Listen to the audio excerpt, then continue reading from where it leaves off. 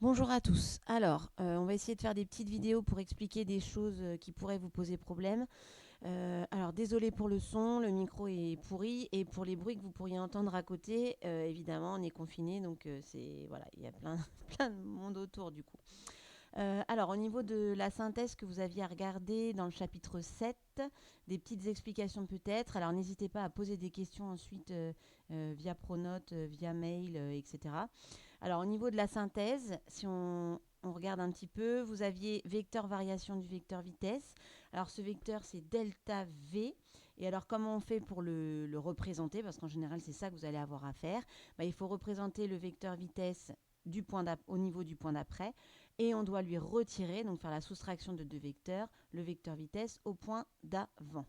Donc par exemple, si je veux le vecteur variation du vecteur vitesse en position 2 sur la trajectoire, il faut que je trace V3, il faut que je trace V1, il faut qu'ensuite je trace le vecteur V3 moins V1. Je vous ramène au TP, enfin à l'activité que vous aviez fait là-dessus.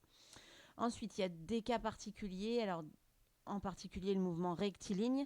Alors si le mouvement est rectiligne, bah, évidemment la direction du vecteur vitesse va rester inchangée tout le temps et son sens également. Si jamais la valeur du vecteur vitesse reste la même, donc ça veut dire la taille du vecteur vitesse toujours identique, bah, ça veut dire que le vecteur vitesse a la même direction, le même sens et la même valeur. Donc c'est un vecteur constant. Dans ce cas-là, on parle de mouvement rectiligne uniforme. Et si le vecteur vitesse est constant, bah, si je fais la soustraction de deux vecteurs vitesse à deux moments différents, bah, le delta V sera nul, puisque le vecteur vitesse est toujours le même. Si maintenant on a même direction et même sens, donc c'est le cas ici des deux exemples représentés, donc même direction, même sens, mais que sa valeur change. Donc exemple dans le cas A, là, vous avez V2, donc en position 2, on a une valeur V2 sans la flèche là, et V4, on voit que sa valeur va être plus grande, puisque le vecteur est représenté avec une taille plus grande. Donc ça veut dire que la vitesse augmente. Donc ça veut dire qu'on a un mouvement rectiligne accéléré. Dans l'autre cas, bah, c'est le contraire. On a V2 qui a une taille plus grande que V4, donc le mouvement sera rectiligne décéléré, la vitesse va diminuer.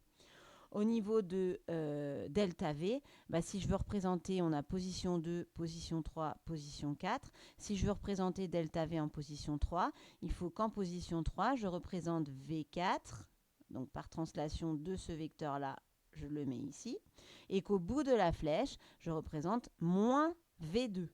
Donc hop, moins V2. Et j'arrive ici. Donc du coup, on part de là, on arrive là, delta V3 et le petit vecteur bleu là que vous avez représenté.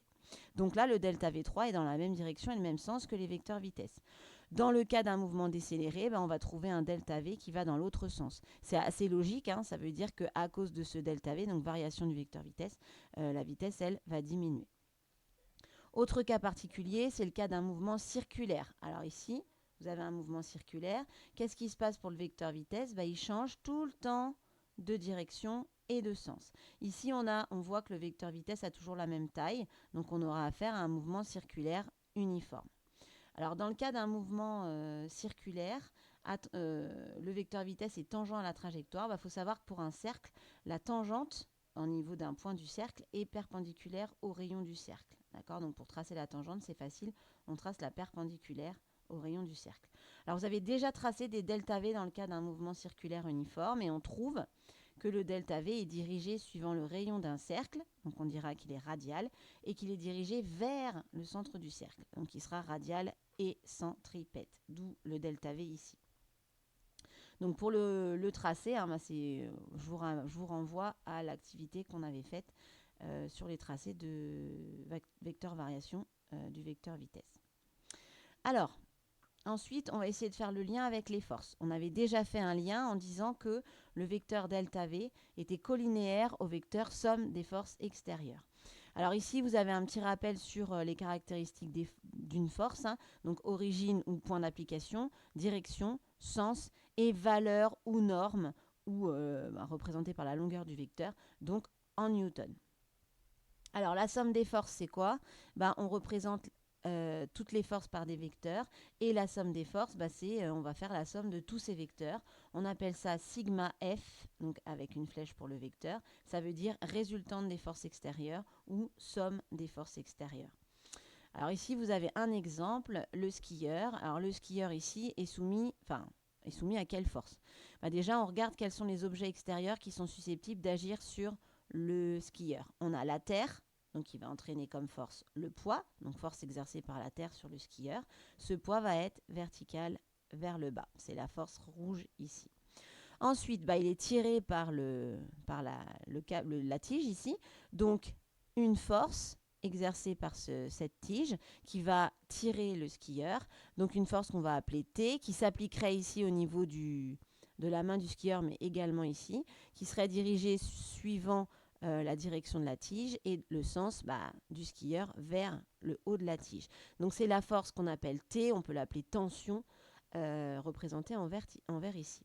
Et dernière force, évidemment, le skieur avec ses skis sur la piste, il est retenu grâce à cette piste. Donc il y a une force exercée par cette piste qu'on appelle R, qui est la force de réaction du support, qui sera toujours perpendiculaire au support. Donc représentée ici par R, la force représentée en violet. Donc si on représente ces forces, même si elles n'ont pas le même point d'application, on les représente tous tout au point M. On a donc P, R et T. Pour faire la somme des forces, on en prend une au hasard. Alors par exemple, on commence par dessiner T. Ensuite, au bout de T, on va dessiner une autre, donc P. Et au bout de P, on dessine la dernière. Donc c'est ce qui vous est représenté ici. T plus P plus R. On arrive ici. On est parti du point M, on arrive ici. Donc ça veut dire que la résultante des forces est représentée par ce vecteur noir, somme des forces extérieures. Donc ça, dans le cas où vous avez plusieurs forces qui peuvent intervenir. Alors, dernière chose dans cette synthèse, par rapport au lien entre delta V et la somme des forces. Alors, petit rappel sur le principe d'inertie. Donc, je vous laisse lire évidemment l'explication en français, mais voilà ce qu'on peut retenir. On mathématise un petit peu ce principe d'inertie ou première loi de Newton. Il nous dit que si le mouvement est immobile du système, donc mouvement immobile, ça veut dire vecteur vitesse nul, ou mouvement rectiligne uniforme, ça veut dire vecteur vitesse constant, puisque même direction, même sens et même valeur. Je vous renvoie à ce qu'on a dit tout à l'heure. Donc ça veut dire que vecteur variation du vecteur vitesse égale vecteur nul. Si on a ça, alors ça entraîne que la somme des forces extérieures est nulle. Et la réciproque est vraie. Si la somme des forces extérieures est nulle, alors le vecteur vitesse, soit il est nul carrément, soit il n'y a pas de variation du vecteur vitesse, il est constant. Donc, évidemment, ça entraîne que si on n'a pas ça, on n'a pas ça. Donc, si le vecteur vitesse n'est pas constant, ou non nul, d'accord, alors la somme des forces extérieures est non nulle. C'est assez logique. Et dans l'autre sens aussi. Si la somme des forces extérieures est non nulle, c'est le cas avec notre skieur, la somme des forces extérieures ici, elle est non nulle, ça veut dire que le delta V, il est non nul. D'accord? Et alors, qu'est-ce qu'on a montré en activité et en TP la dernière fois, c'est que le vecteur delta V, il est collinéaire au vecteur somme des forces extérieures.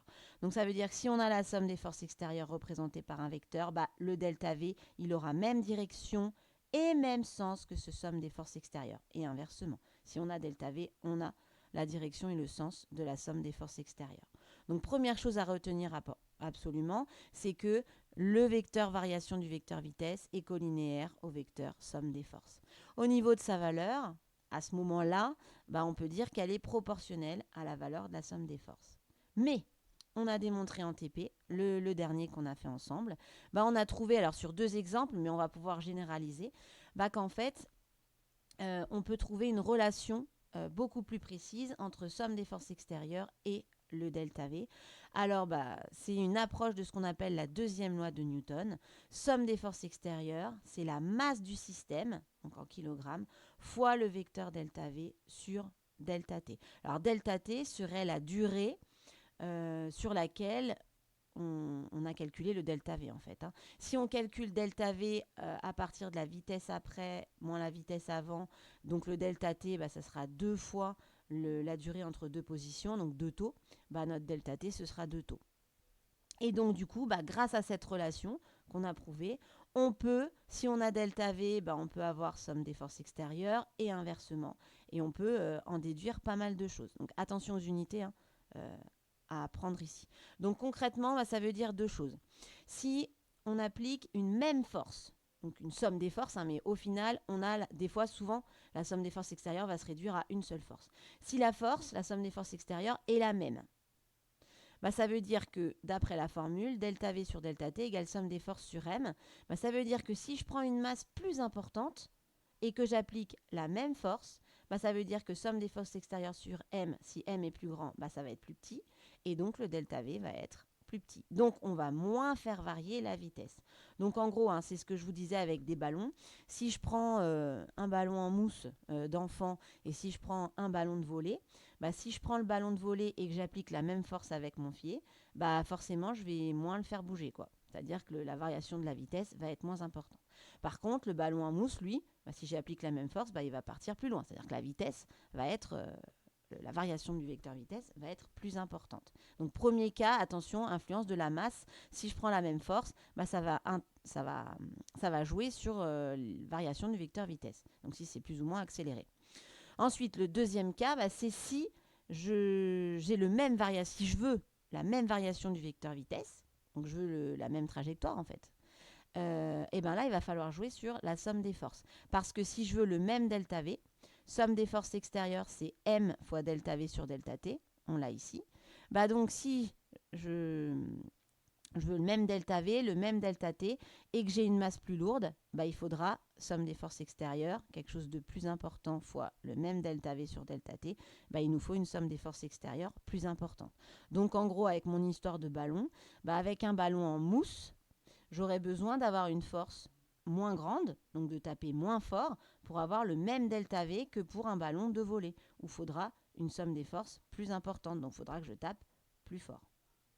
Et donc évidemment, hein, si j'ai M2 égale 2M1, donc si j'ai ici M2 qui vaut 2M1, il faudra une somme des forces 2 fois plus grande, 2 fois M1, d'accord? Donc 2 fois plus importante.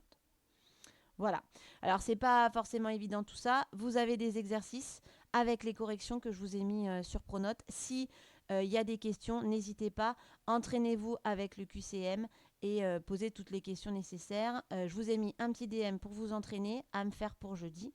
Et jeudi, je vous mets en ligne dès 13h le TP à faire. Donc, je vous aurai fait les vidéos, etc. Vous le faites et à la fin, je vous mets la correction et vous essayez de voir si ça va. Ok? Eh bien, bon courage à tous, prenez soin de vous.